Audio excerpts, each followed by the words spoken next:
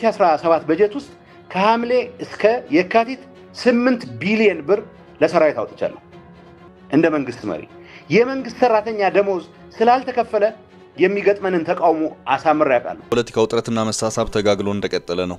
አዲስ አበባ የሚገኙት የክልሉ ጊዜያዊ አስተዳደር ፕሬዝዳንት አቶ ጌታቸው ረዳ ከዚሁ ጋር በተያያዘ ተከታታይነት ያላቸው መግለጫዎችን እየሰጡም ይገኛሉ። በመግቢያችን ላይ ጠቆም ያደረግናችሁ አነጋጋሪ በሆነውና ከነትጥቁ በየካምፑ እንዲቀመጥ ከተደረገው ከ200 ሺህ ታጣቂ ኃይል ጋር በተያያዘ ከሰጡት ማብራሪያ ጋር የተያያዘውን ነው ይዘናል። ለሰዓቱ የመራረጥናቸውን መረጃዎች ይዘን ተገኝተናል። አንኳር ጉዳዮችን በማስተዋወቅ እንጀምራለን። በትግራይ ክልል ያለው ከ200 ሺህ በላይ ታጠቀና በየካምፑ ያለ ሰራዊት ጉዳይ አሁንም መነጋገሪያው ነው እንደቀጠለ ነው። ይህንን ያህል የታጣቂ ኃይል ቁጥር ከነትጥቁ ካምፕ ማስቀመጡ ከኢኮኖሚ አንጻር አዋጭ አይደለም፣ ከሰላማዊ ሂደትም ጋር ተያይዞ አደጋ አለው የሚሉ አስተያየቶች ተደጋግመው እየተሰሙ ነው። በዚህ ደረጃ ቁጥር ያለው ሰራዊት ከመንግስት ካዝና የሚወጣ ወርሃዊ ደሞዝ እየተከፈለውም ነው። የክልሉ ጊዜያዊ አስተዳደር ፕሬዝዳንት 8 ቢሊዮን ብር ወጪ አድርጌያለሁ አያዋጣም እያሉ ነው። ጥንቅራችን ወደ እናንተ ለማድረስ ከያዛቸው መረጃዎች መካከል ነው። በእናቶ ዮሐንስ ቦያለው የክስ መዝገብ ላይ የአቃቤ ሕግ ምስክሮች ምስክርነት መሰማት ተጀምሯል። በምክር ቤት አባላቱ ችሎት ምን ተሰማ? ጥንቅራችን ምላሽ አለው። በኦሮሚያ ክልል ሰሜን ሸዋ አንድ የህዝብ ማመላለሻ አውቶቡስ ሙሉ መንገደኞች መታገታቸው ተሰምቷል። ታጣቂዎች መንገደኞቹን አፍነው ወስደዋል። መረጃው ዝርዝር አለው። ጀነራል ታደሰ ወረደ በትግራይ ውጥረት አዳኝና ታዳኝ የለም ሲሉ ተናግረዋል። የትግራይ ክልል ጊዜያዊ አስተዳደር ምክትል ፕሬዝዳንትና የካቢኔው የሰላምና ጸጥታ ሴክሬታሪያት የሆኑት ሌተናል ጀነራሉ ስለ ወቅታዊ ዋት ክፍፍል በቀናት ልዩነት ለሁለተኛ ጊዜ ማብራሪያ ሰጥተዋል። ዝርዝር አልሻባብ ግራ አጋቢና አነጋጋሪ ድንገተኛ ድርጊት ኬንያ ውስጥ ፈጽሟል። ከ100 በላይ እስከ አፍንጫው የታጠቀ ኃይል በኬንያ ድንበር ሰብሮ በመግባት አንድም ጥይት ሳይተኩስ ስለፈጸመው ድርጊት መረጃውን ከኛ ይሰማሉ። የእስራኤል ሐማስ የተኩስ አቁም መጣሱንና የጋዛው ድብደባ መጀመሩን የተመለከተ መረጃንም ይዘናል። አብራችሁን ቆዩ። የምንለቃቸው ለታይትኩ ዜናዎች እንዲደርሷችሁ ላይክ፣ ሼር፣ ሰብስክራይብ ማድረግ እንዳትረሱ። ለሰራዊቱ 8 ቢሊዮን ብር ወጪ አድርጌያለሁ አያዋጣም ጌታቸው። የኤርትራ ሰራዊት በፉጨት አይወጣም ጌታቸው። በትግራይ ያለውን ትጥቁን ያልፈታው ከ200 ሺህ በላይ ተዋጊ ኃይል ጉዳይ አሁንም መነጋገሪያ አጀንዳ ሆኖ እንደቀጠለ ነው። ከታጣቂዎች ጋር በተያያዘ በፌደራሉ መንግስትና ህወሓት መካከል የተደረሰው ስምምነት ይሄው ከፍተኛ ቁጥር ያለው የታጠቀ ኃይል ዲዲአር ተብሎ በሚጠራው ፕሮግራም ትጥቅ በማስፈታት የታድሶ ስልጠናዎችን እንዲወስድና የተወሰነ ገንዘብ ሰጥቶ ወደ ህብረተሰቡ እንዲቀላቀል ነው። ይህም ስምምነቱ ሲፈረም ተፈጻሚ ይሆናል የተባለው በቀናት ጊዜ ነበር። አሁን ስምምነቱ 2 ዓመታት አልፈውታል። በክልሉ ዛሬም ድረስ ከ200 ሺህ በላይ ታጠቀ ኃይል በየካምፑ አለ። ይሄ ጉዳይ አሁንም የመነጋገሪያ ነጥብ ሆኖ እንደቀጠለ ነው። የህወሓትን ለሁለት መከፈል ተከትሎ ታጣቂዎች ትጥቅ ፈተው ወደ ማህበረሰቡ ይቀላቀሉ የሚለው ጉዳይ ፈተና ገጥሞታል። የክልሉ ጊዜያዊ አስተዳደር ፕሬዝዳንት አቶ ጌታቸው ረዳ በመጀመሪያው ዙር 55000 ሰራዊት በዲዲአር ፕሮግራም የተሰናበተበት መሆኑን በትላንትናው ዕለት ከሪዮት ሚዲያ ጋር በነበራቸው ቆይታ ተናግረዋል። አቶ ጌታቸው በዚህ የቃለ ምልልስ ማብራሪያቸውም የዲዲአር ፕሮግራም ባለመፈጸሙ መንግስታቸው ለ210,000 ሰራዊት የሚከፈል 8 ቢሊዮን ብር ወጪ ያደረገ መሆኑን አስታውቋል። ፕሬዝዳንቱ በዚሁ ማብራሪያቸውም ከ2017 ዓ.ም በጀት ውስጥ ከሐምሌ እስከ የካቲት ባሉ 7 ወራት ጊዜያት 8 ቢሊዮን ብር ለሰራዊት አውጥቻለሁ። የመንግስት ሰራተኛ ደሞዝ ስላልተከፈለ የሚገጥመንን ተቃውሞ አሳምሬ ያውቃለሁ። አንድም የልማት ስራን ሰርተን አናውቅም ሲሉም ነው የተናገሩት። 2017 በጀት ውስጥ ከሐምሌ እስከ የካቲት 8 ቢሊዮን ብር ለሰራዊት አውጥቻለሁ። እንደ መንግስት መሪ የመንግስት ሰራተኛ ደሞዝ ስላልተከፈለ የሚገጥመንን ተቃውሞ አሳምሬ ያውቃለሁ። አብዛኛውን የተዋጊ ኃይል በዲዲአር ፕሮግራም አሰናብተን ራሳችንን ለመከላከል የሚያስፈልገንን የተወሰነ ሰራዊትን ብቻ ይዘን መቀጠል አለብን የሚል አቋም ነው ያለኝ ያሉት አቶ ጌታቸው የኔ አቋም በዲዲአር መቀነስ ያለብንን እንቀንስ፣ የሚያስፈልገንን ውስን ተዋጊ ኃይል እናቆይ የሚል ነው። የሐዲስ ያመጣው አቋም ሳይሆን በፊትም የነበረ አቋሜ ነው ሲሉም ተናግረዋል። ይህንን ጉዳይ እንዲሰራ በፌደራል ደረጃ ኃላፊነቱ የተሰጠው የብሔራዊ ታድሶ ኮሚሽን ባለፈው ሳምንት ወደ መቀሌ ሊያመራ የነበረ ቢሆንም በወቅቱ ከተፈጠረው ጥረት ጋር በተያያዘ ጉዞው ቀሪ ተደርጓል። በእነ ዶክተር ደብረጽዮን በኩል ያለው ኃይል የሰራዊቱን ትጥቅ ፈቶ መሰናበትን በተመለከተ ስምምነቱን የመተግበር ፍላጎት የሌለው ሆኖ ይታያል። የሚያወጣቸው መግለጫዎችና የኃላፊዎቹ ቃለ ምልልሶችም የሚያመለክቱት ይህንኑ ነው። አቶ ጌታቸው ባሳለፍነው ሳምንት አዲስ አበባ ላይ በሰጡት ጋዜጣዊ መግለጫ የዲዲአር ፕሮግራሙ እንዲጓተት በማድረጉ ረገድ ልንወቀስ የሚገባው እኛ እንጂ የፌደራሉ መንግስት አይደለም ሲሉም ተናግረዋል። አቶ ጌታቸው በትላንት ምሽቱ አዲሱ ቃለ ምልልሳቸው በሰጡት ማብራሪያ ታጣቂዎቹ ሙሉ በሙሉ ትጥቅ ይፍቱ የሚል ፍላጎትና አቋም እንደሌላቸው አስታውቀዋል። እያንዳንዱ የትግራይ ሰራዊት ትጥቁን ፈቶ ወደ የሰፈሩ በመግባት መና ከሰማይ እንዲወርድለት ይጠብቅ የሚል የዋህ የለም ሲሉም ተናግረዋል። ይሁንና ከ200 ሺህ በላይ ሰራዊት ይዞ መቀጠሉ ግን አዋጭ አይደለም። እናም የተወሰነ ተዋጊ ኃይል በዲዲአር ፕሮግራም ወደ ህብረተሰቡ ይመለስ የሚል አቋም ነው ያለኝ ሲሉም አቶ ጌታቸው ተናግረዋል። አቶ ጌታቸው በዚሁ ማብራሪያቸውም አሁን በየካምፑ ያለው ተዋጊ ኃይል በዚሁ የዲዲአር ፕሮግራም ተጠቃሚ መሆን ፍላጎት ያለው መሆኑንና ጥያቄዎችም ጭምር እያቀረበ እንደሚገኝም ተናግረዋል። ከዚሁ የዲዲአር ፕሮግራም ጋር በተያያዘ እነ ዶክተር ደብረጽዮን ህወሓት ሰራዊቱን የማፍረስ ሴራ ነው ሲል እየደጋገመ ተቃውሞውን እየገለጸ ይገኛል። አቶ ጌታቸው በበኩላቸው ዲዲአር ለምን አቆማችሁ ብለው ብዙ የሚቃወመን የተዋጊዎች አባላት አሉ። ቢያንስ በሁለት ዙር 175 ሺህ ታጣቂ እናሰናብታለን ብለን ነበር። ይህ ከሆነ የሚቀረን 100 ሺህ ታጣቂ ይሆናል ማለት ነው። እኛ እያወራን ያለነው የትግራይ መከላከያ ሰራዊትን ወይም ቲዲኤፍን ስለማፍረስ አይደለም ሲሉም ተናግረዋል። አቶ ጌታቸው ከሰሞኑ በአዲስ አበባው ጋዜጣዊ መግለጫቸው አንድ መከላከያ ሰራዊት እንዲኖር ነው የተስማማ ነው ሲሉም ተናግረዋል። ከዚሁ ጋር በተያያዘም ጥያቄ ተነስቶላቸዋል። በስምምነቱ የተቀመጡት ነጥቦች ወደ መሬት ሳይወርዱ እንዴት የሚል ነበር። የመከላከያን ህልውና በትግራይ መኖርን በተመለከተ አቶ ጌታቸው በሁለት አቅጣጫዎች ማብራሪያቸውን ሰጥተውበታል። አንደኛው የስምምነቱ አካል ነው በሚል ሲሆን በሌላ አቅጣጫ ደግሞ ከኤርትራ ጦር ጋር በማያያዝ ነው። የኢትዮጵያን መከላከያ ሰራዊት የኤርትራን መከላከያ ሰራዊት የሚያስወጣው የት ሆኖ ነው ሲሉ የጠየቁት አቶ ጌታቸው መቼም በፉጨት አያስወጣውም፣ ተወደደም ተጠላም የኤርትራ ሰራዊት ሊወጣ በኢትዮጵያ መንግስት እንዲወጣ የሚደረግ አንድም በዲፕሎማሲ አለበለዚያም በኃይል ነው ካሉ በኋላ አክለውም የኢትዮጵያ መከላከያ ትግራይ መኖሩ የፕሪቶሪያው ስምምነት አካል ነው። በናይሮቢ ውይይት በአጉላ አንድ ኮር እንደዚሁም በአዲ ጉዶም ደግሞ ሌላ ተጨማሪ አንድ ኮር የመከላከያ ሰራዊት እንዲሰፍር እንደዚሁም ዋና ማዘዣው ደግሞ መቀሌ እንዲሆን ተስማምተናል። ከዚህ ውጭ ያሉት በሂደት የተቀየሩ ነገሮች ናቸው ሲሉም ተናግረዋል። በቀጣይ መረጃችን ስለነ ዮሐንስ ቦያለው የተሰማው በእናቱ ዮሐንስ ቦያለው የክስ መዝገብ ላይ አቃቤ ሕግ ምስክሮች ምስክርነት መሰማት ጀምሯል።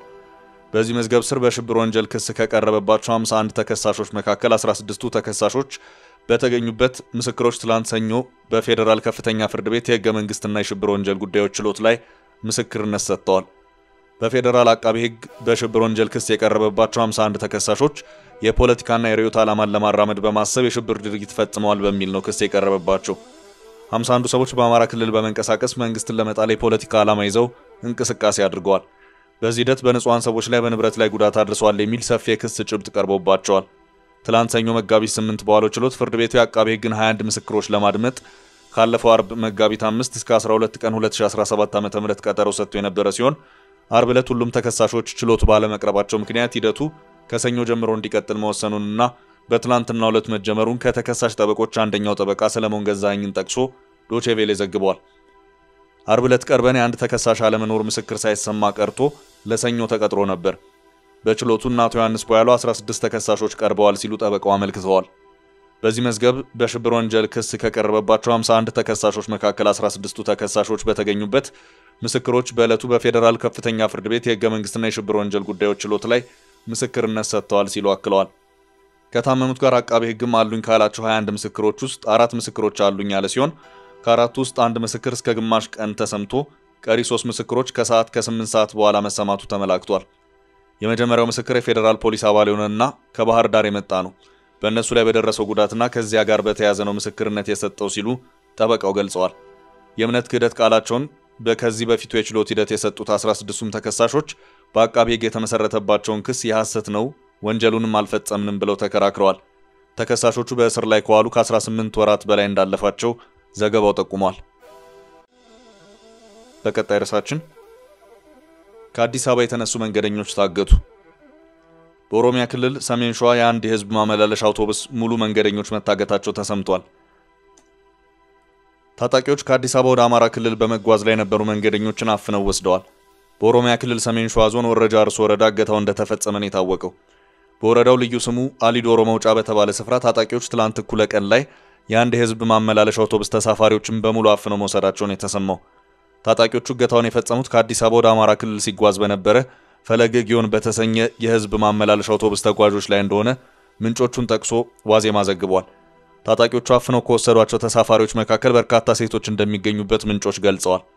በዚሁ ስፍራ በተደጋጋሚ ተመሳሳይ እገታ ወንጀሎች እንደሚፈጸሙ ከዚህ ቀደም በተደጋጋሚ መዘገቡ አይዘነጋም።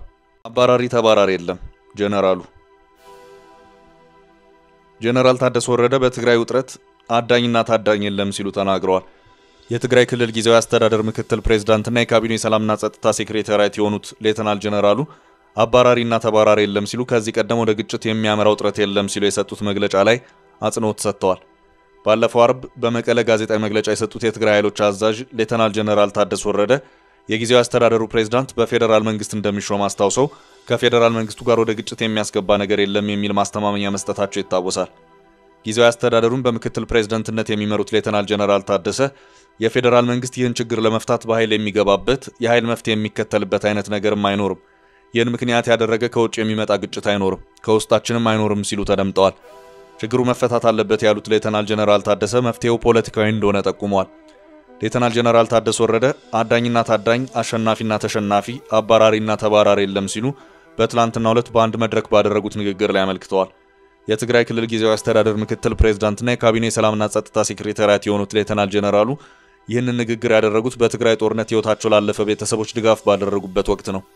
ከመላው ትግራይ ክልል የተወጣጡት እነዚህ የሟች ቤተሰቦች በተገኙበት ባደረጉት ንግግር እንደ ትግራይ ተፈጥሮ ሀብታችንንና ውስጣዊ አቅማችንን መጠቀም ይኖርብናል፣ የሰማዕታት ቤተሰቦችን በመርዳት ልጆቻቸው የተማሩና በራሳቸው የሚተማመኑ እንዲሆኑ ልንረባረብ ይገባናል ያሉ ሲሆን ከጦርነቱ በኋላ የትግራይ ህዝብ ድህነት ውስጥ መግባቱንም አስታውቀዋል።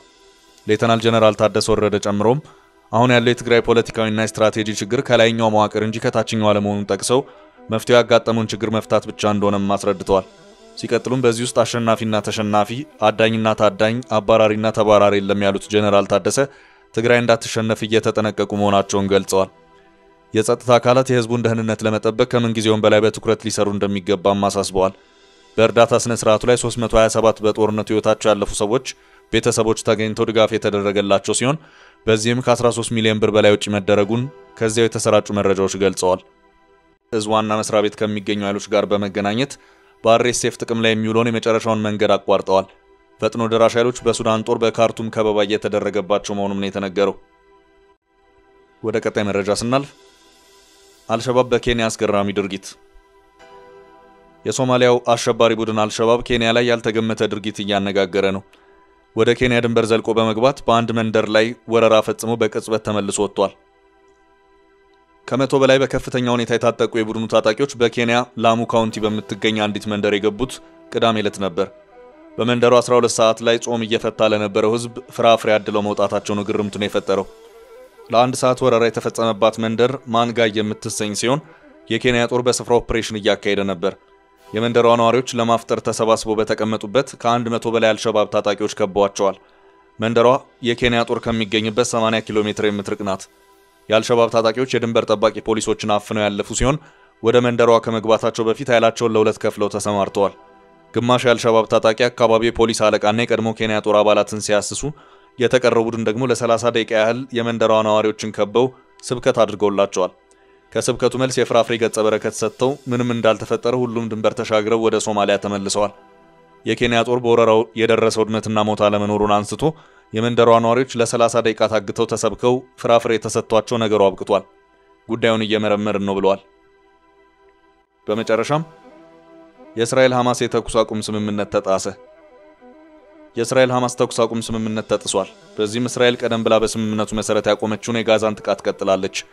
የእስራኤል ጦር በጋዛ ሰርጥ መጠነ ሰፊ ጥቃቶችን እያካሄደ መሆኑን ሲገልጽ፣ የሐማስ ጤና ሚኒስቴር ደግሞ በጥቃቱ 220 ፍልስጤማውያን መገደላቸውን ያመለከተ መሆኑን የቢቢሲ ዘገባ አመልክቷል። የእስራኤል መከላከያ ኃይል የሐማስ የሆኑ የሽብር ኢላማዎች ላይ ማነጣጠሩን ገልጿል። በጥቃቱ የጋዛ ሰርጥ አገር ውስጥ ጉዳዮች ሚኒስትር የሆኑት የሐማስ ከፍተኛ የደህንነት ባለስልጣን መሐሙድ አቡ ዋፋ መገደላቸው ተነግሯል። እንደ አውሮፓውያን አቆጣጠር ጥር 19 በእስራኤልና በሐማስ መካከል የተኩስ አቁም ስምምነት ከተደረገ በኋላ ይህ ከፍተኛው የአየር ድብደባ ነው ተብሏል። የጋዛን የተኩስ አቁም ስምምነት ለማራዘም በተደረገው ውይይት ከስምምነት ላይ መደረስ ሳይቻል ቀርቷል። በርካታ ፍልስጤማውያን በረመዳን ጾም ላይ ባሉበት በዚህ ወቅት በተደረገው በዚህ የአየር ድብደባ በጋዛ ከፍተኛ ፍንዳታ መሰማቱን የዓይን ምስክሮች ተናግረዋል። እንደ ዓይን ምስክሮቹ ገለጻ ከሆነ ከ20 በላይ እስራኤል ጦር አውሮፕላኖች ተመልክተዋል። ከዚያም አውሮፕላኖቹ በጋዛ ከተማ ራፋ፣ ካን ዩኒስ ኢላማዎቻቸው ላይ ቦምብ ማዝነብ መጀመራቸውን ተናግረዋል። የእስራኤሉ ጠቅላይ ሚኒስትር ቤንያሚን ኔታንያሁና የመከላከያ ሚኒስትር እስራኤል ካትዝ ጥቃቱ እንዲፈጸም ማክሰኞ ጠዋት ማዘዛቸውን የጠቅላይ ሚኒስትር ጽህፈት ቤት መግለጫ አስታውቋል። ይህ የሆነው ሐማስ ታጋቾቻችንን ለመልቀቅ በተደጋጋሚ እምቢተኛ በመሆኑ እንዲሁም ከአሜሪካው ፕሬዝዳንት መልእክተኛ ስቲቭ ዊትኮፍ እና ከአደራዳሪዎች የቀረበለትን ምክረ ሐሳብ በሙሉ ውድቅ ማድረጉን ተከትሎ ነው ብለዋል።